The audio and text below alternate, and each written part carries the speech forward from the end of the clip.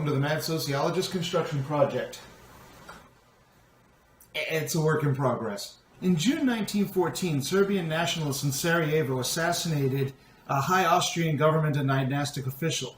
The resulting conflict between Austria and Serbia, the first a declining empire and the latter a brand new nation with little economic and political clout, resulted in the Austro-Serbian War of 1914, a little known but regionally important military conflict. I'm just kidding. The result, as you almost certainly realize, was World War I, one of the most devastating man-made human catastrophes of all time, killing over 15 million people, causing almost 40 million casualties. The war resulted in the collapse of 4 global empires and reshuffling of the world order. The inability or the unwillingness of the victorious nations, including the United States, to adequately resolve the war contributed to the rise of fascism and a Second World War that was even more catastrophic. In essence, what should have been a relatively minor international conflict was exacerbated by global politics to have absolutely devastating consequences for all involved. Long before the war, Prussian statesman Otto von Bismarck predicted one day the great European war will come out of some damn foolish thing in the Balkans. He was right. Could a modern-day version of Otto von Bismarck suggest that World War III might come out of some damn foolish thing in the Middle East? This morning it was announced that the United States, Britain, and France launched a coordinated attack on research and storage facilities for chemical weapons in Syria. This attack was retaliation for the Syrian government allegedly using chemical weapons against its own civilians in its seemingly endless civil war. The attack included over 100 Tomahawk cruise missiles, and it was intended to strike a blow against Syrian dictator Bashar al-Assad's ability to carry out future chemical attacks, as well as to serve as a deterrent for future attacks. Now, American allies, Britain, France, certainly believe this missile attack was a great idea. The European Union has expressed support. American UN Representative Nikki Haley boasted that the United States is locked and loaded should the Assad regime use gas against its own people again. Aside from some milquetoast suggestions from some Democrats that the missile attack may be unconstitutional, the political class, for the most part, is united in their claim for the attack. After all, nothing unifies like dropping bombs on people. From the mainstream media, we've heard nary a peep about the validity and morality of the attack, except for some murmuring about how indecisive the president appeared when he tweeted that the missiles would be coming soon, then waffled and said that the missiles may be coming soon or not at all. Other than that, the mainstream media was on board with blowing people up, as is the standard operating procedure of the mainstream media. After all, blown up people sell advertising space. The only critiques of launching missiles has come from the left, which tends to oppose wars on moral grounds, defining war as being an inherent crime against humanity and or an integral part of the imperialist capitalist hegemony that must be resisted. For the record, the Mad Sociologist and all of its platforms defines war and offensive military action as state-sanctioned terrorism. I see no reason to amend that analysis when it comes to this particular attack, and I hope to explain why in this video. On the other end of the political spectrum are the libertarians and the alt-right. Both groups have come out against the attacks on non-interventionist and isolationist grounds. This is one of those rare instances where the polar ends of the political spectrum can agree, albeit for different reasons.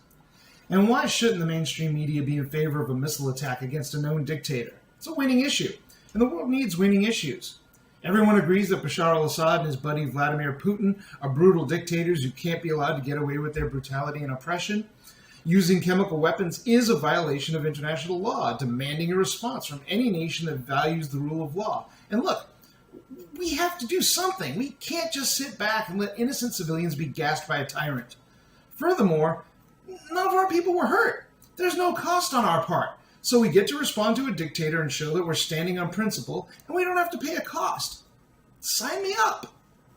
But if we're going to launch missiles at people, maybe we should ask ourselves some questions first. First, what is the social and historical context in which we're acting? We need to understand the people whom we're attacking, and we need to understand the larger geopolitical and historical structures in place. Of course, I'm a sociologist and a historian, so I guess I would say that. Once we understand the larger significance of the social and political stage, then we can concentrate on the immediate issues. First, what are the goals, and will a missile attack accomplish these goals? Secondly, what might be the short and long-range consequences of such an action? Thirdly, is it morally right to launch such an attack? And finally, Are there any alternatives to attacking Syria? Let's start off with the history. Syria has a long, complex history taking place in what historians refer to as the cradle of civilization. It's beyond the context of this video to go all the way back into the early civilization. So let's focus our analysis just on modern Syria. The roots of modern Syria ironically begin in World War I. At the time, Syria was a part of the Ottoman Empire, which had sided with the Central Powers. Turns out the Ottoman Empire was one of the empires mentioned previously that collapsed as a result of World War I. During the war, Britain and France, in what was called the Sykes-Picot Agreement of 1916, agreed to divide up any controlled Ottoman lands.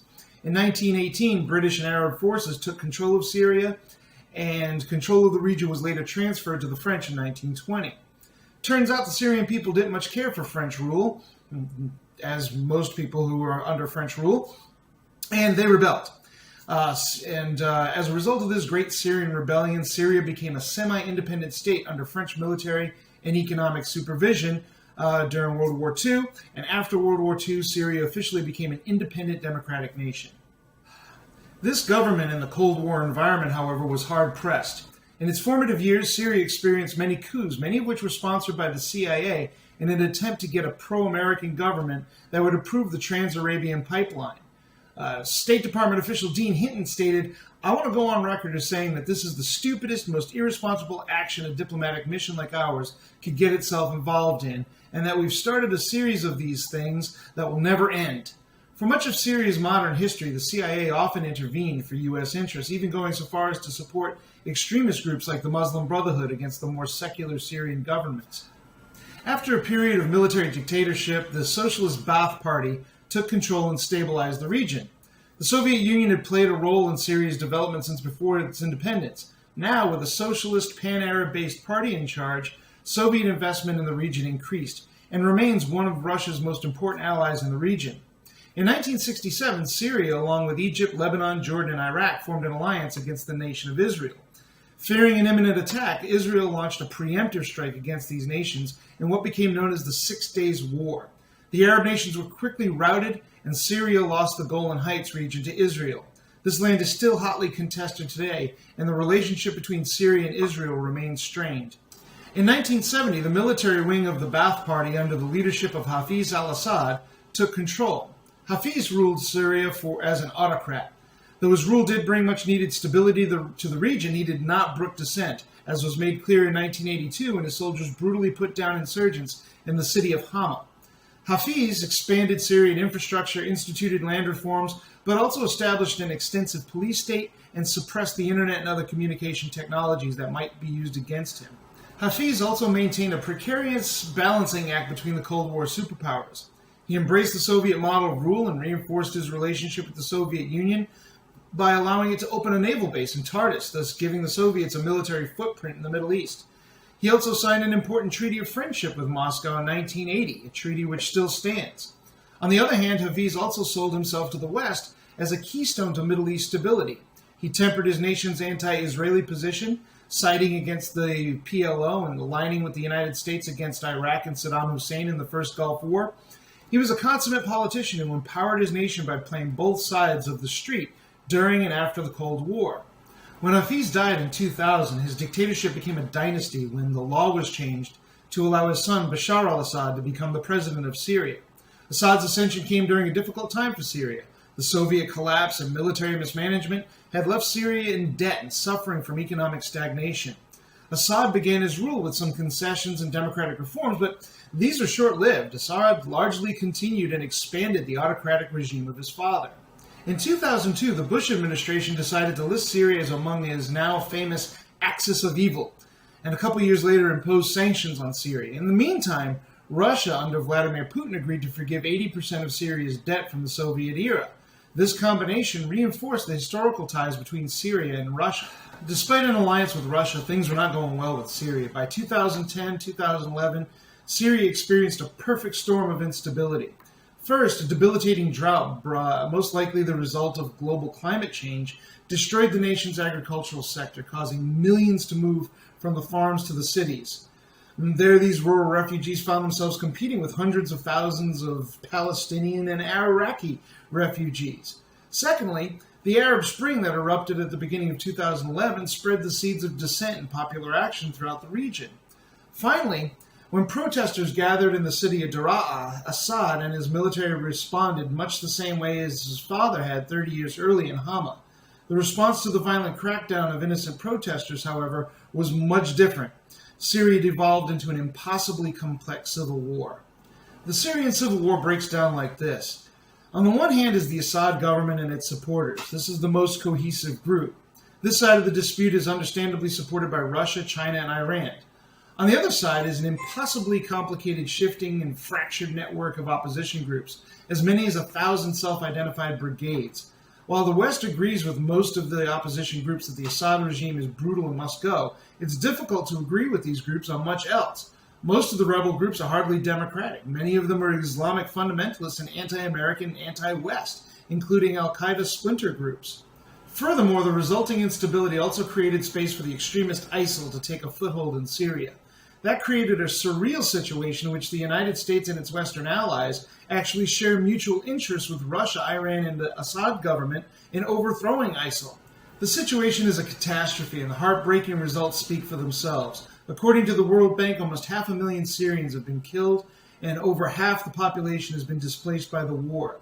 Syrian cities are reduced to rubble, and over 5.5 million Syrian refugees are looking for peaceful homes. In the face of this history and the tragic results, only the most heartless want to do nothing with regard to Syria. The situation is a human calamity, and the human community is morally obligated to do something. But is launching missiles the best strategy? So let's return to the questions at hand. 1. What are our goals, and will a missile attack achieve these goals? What might be the short and long-term consequences of a missile attack? Is a missile attack a morally acceptable option? And finally, are there other options? On the first question, there's no doubt that the administration and our participating allies are expressing that this mission was a success. Trump himself said so in a tweet, and we all know just how important tweets are in the news cycle. Oh my God. How did we get to this place? Okay. But what does success mean? From news reports, it seems that success means nothing more than hitting the target and not killing any Russians in the process. Well, it seems we did that. Go us! But that can't be it. There must be a larger endgame involved by which to judge these smaller actions and by which to decide upon future actions. What exactly is the United States' goals with regard to Syria? Unfortunately, that's not exactly clear. The State Department website states that the United States has asked President Assad to step aside and continues to support the Syrian people's democratic aspirations. But Assad is certainly not going to step aside, and it's not exactly clear that the Syrian people have democratic aspirations. At this point, it's likely that the Syrian people are just looking for the killing to stop. As mentioned earlier, few of the opposition groups involved in the civil war are democratic. In 2011, President Obama said that Bashar al-Assad must step down. A 2015 policy paper on U.S. and Russian relations in Syria placed the defeat of ISIS at the top of U.S. policy, with the removal of Assad third on the list. President Trump, on the other hand, has been less persistent on this. Imagine that. In March 2017, Ambassador Nikki Haley claimed that the aim of the United States was no longer to get Assad out. But a week later, after the last chemical attack, Trump stated that Assad must step down. Later in the year, he seemed to change direction, suggesting that he should stay until 2021. But even if removing Assad were the goal, and it's not clear that it is, who should replace him? How will that decision be made?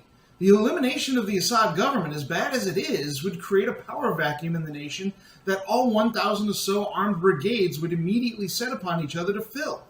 We saw how that worked out in Iraq. The results would be even more devastating in Syria.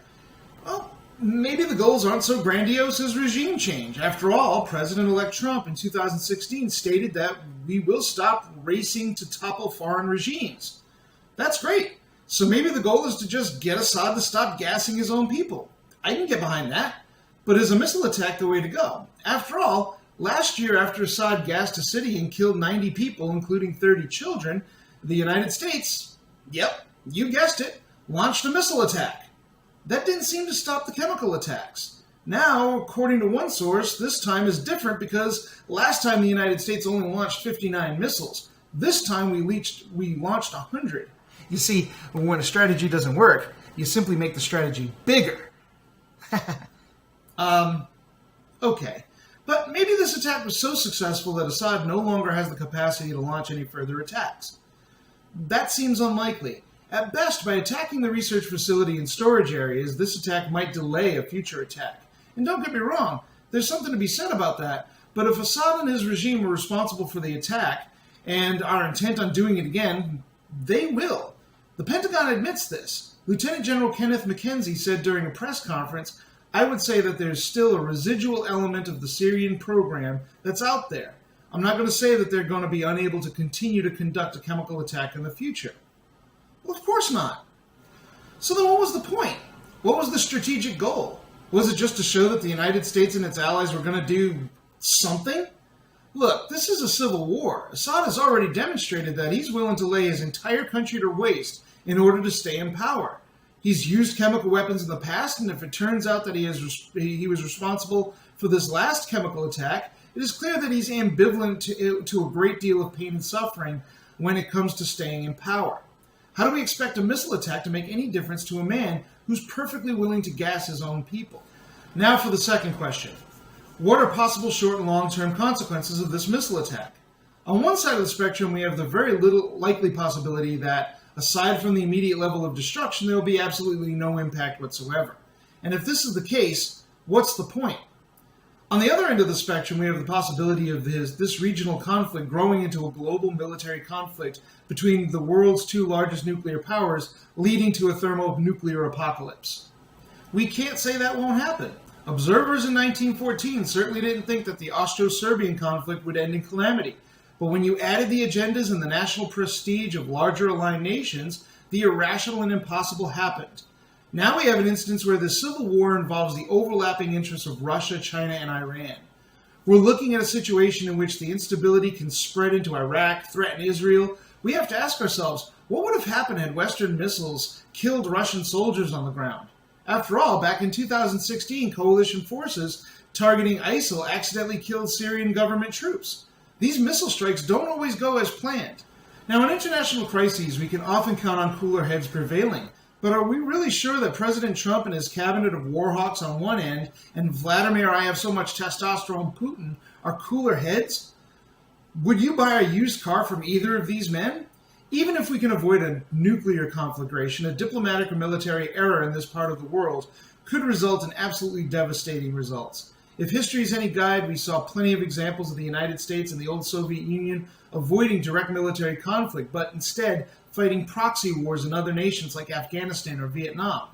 Millions of people died in these conflicts. Additionally, despite the fact that the United States and Russia avoided fighting a direct conflict, the social instability that resulted caused considerable damage to each nation. The Soviet Union was bankrupted by its military investments in a vain attempt to keep pace with the United States. The United States, on the other hand, was destabilized by Vietnam and the consequences of turning its back on its social contract. Question 3 asks, if a missile attack is a morally acceptable option? This is not a question that can be answered using analytics, but there is a debate. When is it appropriate to use military solutions? What do we as a people really believe? And the truth is, the United States is an especially militarist society. You don't have to look any further than our own budget and how much we invest in weapons of war. We can further that analysis by looking at the things that we're willing as a society to give up in the interest of such a large arsenal.